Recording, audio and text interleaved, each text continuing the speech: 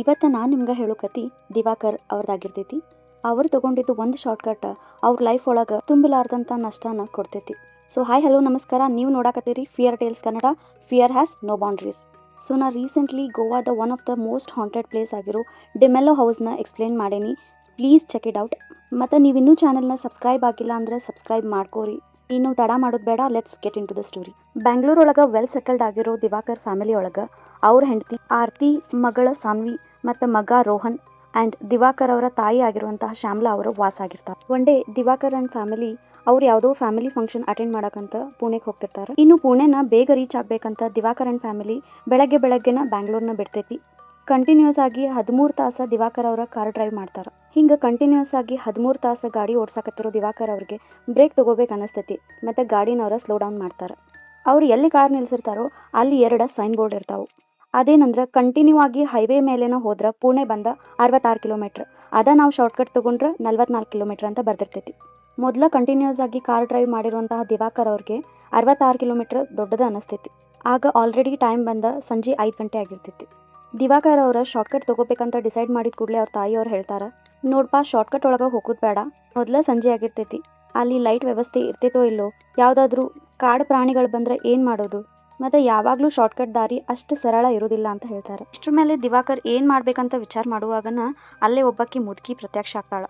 ನೀವು ಇದೇ ಶಾರ್ಟ್ಕಟ್ ತಗೋರಿ, ಯಾಕಂದ್ರೆ ಬೇಗ ನೀವು ಪುಣೆಗೆ ರೀಚ್ ಆಗ್ತೀರಿ ಅಂತ ಹೇಳ್ತಾಳೆ. ಆ ಅಜ್ಜಿ ಹೇಳಿದ ಮಾತನ್ನ ಭಾಳ ಸೀರಿಯಸ್ ಆಗಿ ತಗೋತಾರ ದಿವಾಕರ್ ಅವ್ರ ಮತ್ತು ಶಾರ್ಟ್ಕಟ್ನ ತಗೋತಾರ. ಆ ಶಾರ್ಟ್ಕಟ್ ದಾರಿಯೊಳಗೆ ಕ್ಲಿಯರ್ಲಿ ಮೆನ್ಷನ್ ಮಾಡಿರ್ತಾರೆ, do not enter after the sunset ಅಂತ. ಅಂದ್ರೆ ಸಂಜೆಯೊಳಗೆ ಈ ದಾರಿಯೊಳಗೆ ಬರೋದ ನಿಷೇಧ ಆಗಿರ್ತೈತಿ. ಈ ವಾರ್ನಿಂಗ್ ಸೈನು ಇಗ್ನೋರ್ ಮಾಡಿ ದಿವಾಕರ್ ಶಾರ್ಟ್ಕಟ್ ತಗೋತಾರ. ಕಾರ್ ಆ ಶಾರ್ಟ್ಕಟ್ ದಾರಿಯೊಳಗೆ ಒಂದು 5 ಕಿಲೋಮೀಟ್ರ್ ಹೋಗಿರ್ಬೋದಷ್ಟು. ಅಷ್ಟರೊಳಗೆ ಕಾರ್ ಎಂಜಿನ್ ಪ್ರಾಬ್ಲಮ್ ಆಗಿ ಕಾರ್ ಕೆಟ್ಟ ನಿಲ್ತೈತಿ. ಕಾರ್ ಒಳಗೆ ಏನಾದರೂ ಪ್ರಾಬ್ಲಮ್ ಆಗೈತೇನೋ ಅಂತ ನೋಡಕ್ಕೆ ದಿವಾಕರ್ ಅವ್ರು ಕೆಳಗೆ ಇಳಿತಾರೆ. ಆದರೆ ದಿವಾಕರ್ಗೆ ಕಾರ್ ಯಾಕೆ ಸ್ಟಾಪ್ ಆಗೈತೆ ಅನ್ನೋದು ಗೊತ್ತಾಗೋದಿಲ್ಲ. ಇನ್ನೇನು ಮಾಡೋದಪ್ಪ ಅಂತ ವಿಚಾರ ಮಾಡುವಾಗನ ಅಲ್ಲೊಬ್ಬ ಮೆಕ್ಯಾನಿಕ್ ಬರ್ತಾನೆ. ಕಾರ್ ಎಂಜಿನ್ನ ನಾನು ಚೆಕ್ ಮಾಡ್ತೀನಿ ಅಂತಲೂ ಹೇಳ್ತಾನೆ.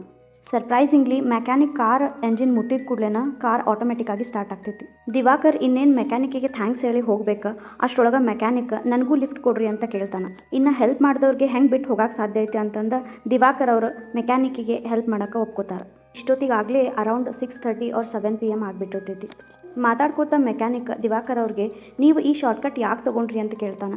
ಯಾಕಂದ್ರೆ ಈವ್ನಿಂಗ್ ಟೈಮ್ ಈ ರೋಡ್ ಒಳಗೆ ಯಾವುದೂ ಕಾರ್ ಬರೋದಿಲ್ಲ ಅಂತಲೂ ಹೇಳ್ತಾನೆ. ಈ ಶಾರ್ಟ್ಕಟ್ ಹಾಂಟೆಡ್ ಇರೋದಾಗಿನೂ ಮತ್ತು ಈ ರೋಡ್ ಒಳಗೆ ಅತೃಪ್ತ ಆತ್ಮಗಳು ಇರ್ತಾವು ಅಂತಲೂ ಹೇಳ್ತಾನೆ. ಎಷ್ಟೋ ಸಾರಿ ಆ ಅತೃಪ್ತ ಆತ್ಮಗಳು ಇಲ್ಲಿ ಬರೋರ್ನ ಕಾಡಿದಾವ ಮತ್ತು ಮನುಷ್ಯ ರೂಪೊಳಗೆ ಬಂದ ಲಿಫ್ಟ್ ಕೇಳ್ತಾವು ಅಂತಲೂ ಹೇಳ್ತಾನೆ. ಇಷ್ಟೊತ್ತಿಗೆ ಆಲ್ರೆಡಿ ದಿವಾಕರ್ ಆ್ಯಂಡ್ ಫ್ಯಾಮಿಲಿಗೆ ಫುಲ್ ಟೆನ್ಷನ್ ಆಗಿಬಿಡ್ತೈತಿ. ಯಾಕಾದ್ರೂ ಈ ಶಾರ್ಟ್ಕಟ್ ತೊಗೊಂಡೇವಪ್ಪ ಅಂತಲೂ ದಿವಾಕರ್ಗೆ ಅನಿಸ್ತೈತಿ. ನೋಡ್ತಿದ್ದಂಗನ ಕಾರೊಳಗೆ ಕುಂತಿದ್ದ ಮೆಕ್ಯಾನಿಕ್ ಮಾಯ ಆಗಿಬಿಡ್ತಾನೆ. ಇಲ್ಲಿಗೆ ನೀವು ಇಮ್ಯಾಜಿನ್ ಮಾಡ್ಕೋರಿ ದಿವಾಕರ್ ಆ್ಯಂಡ್ ಫ್ಯಾಮಿಲಿ ಪರಿಸ್ಥಿತಿ ಏನಾಗಿರ್ಬಹುದಂತ. ದಿವಾಕರ್ ಆಟೋಮೆಟಿಕ್ಕಾಗಿ ಕಾರ್ ಸ್ಟಾಪ್ ಮಾಡ್ತಾರೆ ಮತ್ತು ಇಷ್ಟೊತ್ತಿಂದ ತಮ್ಮ ಜೊತೆಗಿದ್ದಿದ್ದ ಒಂದು ಆತ್ಮ ಅಂತಂದು ಫುಲ್ ಗಾಬರಿ ಆಗ್ತಾರೆ ಇಡೀ ಫ್ಯಾಮಿಲಿ ಮಂದಿ ಎಲ್ಲ. ಆದಷ್ಟು ಬೇಗ ಈ ಶಾರ್ಟ್ಕಟ್ಟಿಂದ ಹೊರಗೆ ಹೋಗ್ಬೇಕಂತ ದಿವಾಕರ್ ಅವರ ಮತ್ತೆ ಗಾಡಿ ಸ್ಟಾರ್ಟ್ ಮಾಡೋಕ್ಕೆ ಚಾಲೂ ಮಾಡ್ತಾರೆ. ಕಾರ್ ಒಂದು ಅಜ್ಮಾಸ್ 2 ತಾಸಿನ ಮೇಲೆ ಓಡಿಸಿದ್ರು ಆ ಶಾರ್ಟ್ಕಟ್ಟಿಂದ ಅವ್ರು ಹೊರಗೆ ಬರೋದನ್ನ ಇಲ್ಲ. ಇಷ್ಟ್ರ ಮೇಲೆ ಅವ್ರು ಒಂದು ವಿಷಯನ ನೋಟಿಸ್ ಮಾಡ್ತಾರೆ. ಅದೇನಂದ್ರೆ ಮೆಕ್ಯಾನಿಕ್ ಕಾರಿಂದ ಮಾಯ ಆದಾಗ ಎಲ್ಲೇ ಕಾರ್ನ ಸ್ಟಾಪ್ ಮಾಡಿರ್ತಾರೋ ಅಲ್ಲಿ ಒಂದು ಮೈಲ್ ಸ್ಟೋನ್ ಇರ್ತೈತಿ. ಪುಣೆ 20 ಕಿಲೋಮೀಟರ್ಸ್ ಅಂತ. ಆವಾಗಿಂದ ದಿವಾಕರ್ ಎಷ್ಟ ಕಾರ್ ಡ್ರೈವ್ ಮಾಡಿದ್ರು ಈ ಮೈಲ್ ಸ್ಟೋನ್ ದಾಟಿ ಅವ್ರು ಹೋಗಿರೋದನ್ನ ಇಲ್ಲ. ಇದನ್ನೆಲ್ಲ ನೋಡಿ ದಿವಾಕರ್ ವೈಫ್ ಆ ಮೈಲ್ ಸ್ಟೋನ್ ಮೇಲೆ ಏನಾದ್ರೂ ಒಂದು ಗುರ್ತು ಮಾಡ್ಬೇಕಂತಂದ ಒಂದು ಮಾರ್ಕರ್ ಇಂದ ಆ ಮೈಲ್ ಸ್ಟೋನ್ ಮೇಲೆ ಮಾರ್ಕ್ ಮಾಡ್ತಾರೆ. ನೆಕ್ಸ್ಟ್ ಮತ್ತೆ ದಿವಾಕರ್ ಕಾರ್ ಸ್ಟಾರ್ಟ್ ಮಾಡ್ತಾರೆ. 1 ಕಿಲೋಮೀಟರ್ ಗಾಡಿ ಏನೋ ಟ್ರಾವೆಲ್ ಮಾಡಿರ್ತೈತಿ. ಅಷ್ಟರೊಳಗೆ ಮತ್ತೊಂದು ಮೈಲ್ ಸ್ಟೋನ್ ಅಲ್ಲಿ ಬರ್ತೈತಿ.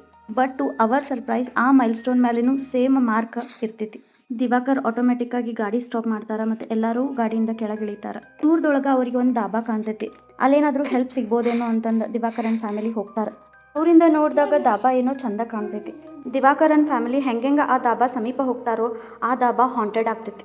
ದೂರಿಂದ ನೋಡಿದಾಗ ದಾಬಾ ಒಳಗೆ ಯಾರೋ ಅದಾರಂತ ಅನಿಸಿದ್ರು ಹತ್ರ ಹೋದಾಗ ಫುಲ್ಲಿ ಅಬ್ಯಾಂಡೆಂಡ್ ಆಗಿರ್ತೈತಿ. ಮುರಿದು ಬಿದ್ದಿರೋ ಚೇರ್ಗಳ, ಟೇಬಲ್ ಮತ್ತು ಫ್ಲಿಕ್ಕರ್ ಮಾಡಾಕತ್ತಿರೋ ಲೈಟ್ಗಳು ಇನ್ನೂ ಗಾಬರಿ ಮಾಡ್ತಾವೆ. ಈ ಫ್ಯಾಮಿಲಿ ಒಳಗೆ ಜಾಸ್ತಿ ಹೆದರಿರೋ ಮೆಂಬರ್ ಅಂದ್ರೆ ಅದು ದಿವಾಕರ್ ಅವ್ರ ಮಗ ಆಗಿರ್ತಾನೆ. ಸಡನ್ ಆಗಿ ದಿವಾಕರ್ ಅವ್ರ ಮಗ ರೋಹನ್ ನಾವಿಲ್ಲಿಂದ ಹೊರಗಡೆ ಹೋಗಕ್ಕೆ ಸಾಧ್ಯನೇ ಇಲ್ಲ, ಅದು ನಮ್ಮನ್ನು ಹೊರಗಡೆ ಹೋಗಕ್ಕೆ ಬಿಡೋದಿಲ್ಲ ಅಂತ ಚೀರಾಕ್ ಸ್ಟಾರ್ಟ್ ಮಾಡ್ತಾನೆ. ನಾವು ಇಲ್ಲೇ ಟ್ರ್ಯಾಪ್ ಆಗಿಬಿಡ್ತೇವೆ, ಅದು ನಮ್ಮನ್ನು ಇಲ್ಲೇ ಸಾಯಿಸ್ತೈತಿ ಅಂತ ಜೋರಾಗಿ ಚೀರ್ತಾನೆ ಮತ್ತು ಅಲ್ಲಿಂದ ಓಡಿ ಹೋಗಿಬಿಡ್ತಾನೆ. ಅವನ್ನ ಕರ್ಕೊಂಬರ್ಬೇಕಂತಂದು ಇಡೀ ಫ್ಯಾಮಿಲಿ ಮೆಂಬರ್ಸ್ ಅವ್ನ ಹಿಂದೆ ಓಡಿ ಹೋಗ್ತಾರೆ. ರೋಹನ್ ಹಿಂದನ ಬೆನ್ ಹತ್ತಿ ಹೋಗಿದ್ದ ಎಲ್ಲ ಫ್ಯಾಮಿಲಿ ಮೆಂಬರ್ಸಿಗೂ ಅಚಾನಕ್ಕಾಗಿ ರೋಹನನು ಕಣ್ಮರೆ ಆಗ್ತಾನ. ಏನ್ ಮಾಡ್ಬೇಕಂತ ತಿಳಿಲಾರ್ದಾಗ ಹನುಮಾನ್ ಚಾಲೀಸ ಹೇಳಕ್ ಸ್ಟಾರ್ಟ್ ಮಾಡ್ತಾರ. ಹನುಮಾನ್ ಚಾಲೀಸ ಹೇಳುದ ತಡ ಅವ್ರಿದ್ದ ಜಾಗದೊಳಗ ಒಬ್ಬ ಮನುಷ್ಯ ಬರ್ತಾನ. ನೀವೆಲ್ಲ ಈಗ ಇಲ್ಲಿರೋದ ಸೇಫ್ ಅಲ್ಲ ಅಂತಂದ ಒಂದು ಸ್ಥಳ ಕರ್ಕೊಂಡು ಹೋಗ್ತಾನ. ಎಲ್ಲೋ ಕಾಣೆಯಾದ ದಿವಾಕರ್ ಮಗ ರೋಹನ್ ಬಿಟ್ಟು ಹೋಗಾಕ ಇಡೀ ಫ್ಯಾಮಿಲಿಯವ್ರಿಗೆ ಇಷ್ಟ ಇಲ್ಲ ಅಂದ್ರೂ ಇನ್ನುಳಿದ ಫ್ಯಾಮಿಲಿ ಮೆಂಬರ್ ಸೇಫ್ಟಿ ಸಂಬಂಧ ಅವ್ರು ಆ ಜಾಗ ಬಿಟ್ಟು ಹೋಗ್ತಾರ. ದಿವಾಕರ್ ಅಂಡ್ ಫ್ಯಾಮಿಲಿ ಆ ವ್ಯಕ್ತಿ ಕರ್ಕೊಂಡ್ ಬಂದಂತಹ ಮನೆಯೊಳಗನ ಸ್ಟೇ ಆಗ್ತಾರ ಅವತ್ ರಾತ್ರಿ. ಇನ್ನು ರಾತ್ರಿ 12:30 ಅಥವಾ 1 ಗಂಟೆ ಆಗಿರ್ತೈತಿ. ದಿವಾಕರ್ ಅಂಡ್ ಫ್ಯಾಮಿಲಿ ಇದ್ದ ಜಾಗದೊಳಗ ಅವ್ರ ಮಗ ಬರ್ತಾನ. ಇಲ್ಲಿ ಒಂದ್ ವಿಷಯ ಅರ್ಥ ಆಗಂಗಿಲ್ಲ, ಅವ್ರ ಮಗಗ ಅವ್ರ ಅಪ್ಪ ಅಮ್ಮ ಇದ್ದ ಜಾಗ ಹೆಂಗ್ ಗೊತ್ತಾತು ಅಂತಂದು. ಬಂದವ ವಿಚಿತ್ರವಾಗಿ ಮಾತಾಡೋದನ್ನ ಕಡಿಮೆ ಅಂತೂ ಮಾಡಿರೋದಿಲ್ಲ, ಇನ್ನ ಹೆಚ್ಚಿಗೆನ ಮಾಡಿರ್ತಾನ. ನಮ್ಮನ್ನ ಇಲ್ಲಿ ಕರ್ಕೊಂಡ್ ಬಂದವನು ಒಬ್ಬ ಆತ್ಮ ಅಂತಾನ ಹೇಳ್ತಾನ. ಮತ್ತ ಅದ ಮನಿನ ಬಿಟ್ಟು ಓಡ್ ಹೋಗ್ತಾನ. ಅವನ ಹಿಂದೆ ಅವನ್ನ ಹಿಡಿಯಾಕಂತ ಎಲ್ಲಾ ಫ್ಯಾಮಿಲಿ ಮೆಂಬರ್ಸ್ನು ಹೋಗ್ತಾರ. ಇದ್ರೊಳಗ ದಿವಾಕರ್ ಅವ್ರ ತಾಯಿ ಕಾಲ್ ಜಾರಿ ಕೆರೆಯೊಳಗ ಬೀಳ್ತಾರ. ಬಿದ್ದೋರ ಮೇಲ್ ಬರಾಕ್ ಎಷ್ಟು ಟ್ರೈ ಮಾಡಿದ್ರು ಕಾಲ್ ಹಿಡ್ದ ಯಾರೋ ಎಳ್ದಂಗ ಮತ್ತ ಅವ್ರನ್ನ ಮುಳುಗಸಾಕತ್ತಂಗ ಆಗಿ ಅವ್ರ ಉಸಿರು ಕಟ್ಟಿ ಸತ್ ಹೋಗ್ತಾರ. ಇದಾದ್ಮೇಲೆ ದಿವಾಕರ್ ಅವ್ರ ಮಗ ರೋಹನ್ ಮತ್ತೆ ಬರ್ತಾನ. ಆದ್ರೆ ಈ ಸರಿ ಪೊಸೆಸ್ ಆಗಿರಂಗಿಲ್ಲ, ಯಾಕಂದ್ರ ಅವನ್ ಮೈ ಮೇಲೆ ಇದ್ದಂತಹ ಆತ್ಮ ಅವ್ರ ಅಜ್ಜಿನ ಸಾಯ್ಸಾಕಂತ ಹೊರಗೆ ಬಂದಿರ್ತೈತಿ. ಇದ ಟೈಮ್ ಕರೆಕ್ಟ್ ಅಂತಂದ ಆ ವ್ಯಕ್ತಿ ಮತ್ತೆ ದಿವಾಕರ್ ಅವ್ರ ಫ್ಯಾಮಿಲಿನೆಲ್ಲ ಆ ಸೇಫ್ ಆದ ಮನೆಗೆ ಮತ್ತೆ ಕರ್ಕೊಂಡ್ ಬರ್ತಾನ. ಇಷ್ಟೊತ್ತಿಗಾಗ್ಲೇ ಬೆಳಕಾಗಿರ್ತೈತಿ. ಸರ್ಪ್ರೈಸಿಂಗ್ಲಿ ಆ ವ್ಯಕ್ತಿನೂ ಕಾಣೆ ಆಗ್ತಾನ. ತಮ್ಮ ಜೊತೆಗೆ ಇಡೀ ರಾತ್ರಿ ಏನಾತು ಅಂತಂದ ಕುಂತ ವಿಚಾರ ಮಾಡುವಾಗನ ಆ ಮನೆಯೊಳಗ ಅವರು ಒಂದು ಹನುಮಂತನ ಮೂರ್ತಿನ ಅಲ್ಲೇ ನೋಟಿಸ್ ಮಾಡ್ತಾರ. ತಮ್ಮನ್ನ ಬದುಕಿಸಿದ್ದ ಆ ಹನುಮಂತನ ಅಂತ ಅನ್ಕೋತಾರ. ಆದ್ರೆ ಇಲ್ಲೆಲ್ಲದ್ರೊಳಗುನು ದಿವಾಕರ್ ಅವ್ರ ತಾಯಿ ತೀರ್ಕೊಂಡಿದ್ದ ಫಾರ್ಚುನೇಟ್. ಜೊತೆಗಾಗ್ಲೇ ಆದಷ್ಟು ಲಘು ಈ ಶಾರ್ಟ್ಕಟ್ ಇಂದ ಹೊರಗೆ ಹೋಗ್ಬೇಕಂತ ದಿವಾಕರ್ ಕಾರ್ ಸ್ಟಾರ್ಟ್ ಮಾಡ್ತಾರ. ಆದ್ರೆ ದಿವಾಕರ್ ಅವ್ರ ತಾಯಿ ಆತ್ಮ ಆ ಕಾರ್ ಹಿಂದ ನಿಂತಿರೋದ್ ನೋಡಿ ಎಲ್ಲಾ ಕುಟುಂಬದವರು ಶಾಕ್ ಆಗ್ತಾರ. ಇದನ್ನ ನೋಡಿದ ದಿವಾಕರ್ ಅವ್ರಿಗೆ ಮೆಕ್ಯಾನಿಕ್ ಹೇಳಿದ ಮಾತು ನೆನಪು ಬರ್ತೈತಿ. ಅದೇನಂದ್ರ ಈ ರೋಡ್ ಒಳಗ ಯಾರ ತೀರ್ಕೊಂಡ್ರು ಅವ್ರ ಆತ್ಮ ಇಲ್ಲೇ ಟ್ರ್ಯಾಪ್ ಆಗ್ತೈತಿ ಅಂತ. ದಿವಾಕರ್ ಅವ್ರ ಅಮ್ಮನ ಆತ್ಮನೂ ಇದ ರೋಡ್ ಒಳಗ ಟ್ರ್ಯಾಪ್ ಆಗ್ತೈತಿ. ಈ ಇನ್ಸಿಡೆಂಟ್ ನಡೆದ 3 ವರ್ಷ ಆಗೈತಿ. ಆದ್ರೂ ದಿವಾಕರ್ ಇವತ್ತಿಗೂ ಯಾವ್ದ ಶಾರ್ಟ್ಕಟ್ನ ತಗೊಳಂಗಿಲ್ಲ. ಸೊ ಈ ಕಥೆ ಆಗಿತ್ತ ದಿವಾಕರ್ ಅವ್ರದ ಮತ್ತ ಅವರಿಗೆ ಪೂನಾ ಬೆಂಗಳೂರು ಶಾರ್ಟ್ಕಟ್ ಒಳಗಾಗಿದ್ದಂತಹ ಹಾರರ್ ಎಕ್ಸ್ಪೀರಿಯನ್ಸ್. ಕತೆ ಇಷ್ಟ ಆದ್ರ ಲೈಕ್ ಶೇರ್ ಮಾಡ್ರಿ. ಮತ್ತು ನಿಮ್ಗೇನಾದರೂ ಹೈವೇ ಒಳಗೆ ಇದೇ ತರಹ ಏನಾದರೂ ಎಕ್ಸ್ಪೀರಿಯನ್ಸ್ ಆಗೈತೇನೋ ಅಂತ ನಮ್ಗೆ ಕಮೆಂಟ್ ಮೂಲಕ ತಿಳಿಸ್ರಿ. ಚಾನಲ್ನ ಮರಿಲಾರ್ದಂಗೆ ಸಬ್ಸ್ಕ್ರೈಬ್ ಮಾಡ್ಕೋರಿ, ಯಾಕಂದ್ರೆ ಈ ತರಹದ ಮಿಸ್ಟ್ರಿ ಹಾರರ್ ಕತೆಗಳನ್ನು ನಾನು ನಿಮ್ಮ ಸಂಬಂಧ ತರ್ತಾ ಇರ್ತೀನಿ. Till then be safe, take care and stay tune to fear files Kannada. Fear has no boundaries.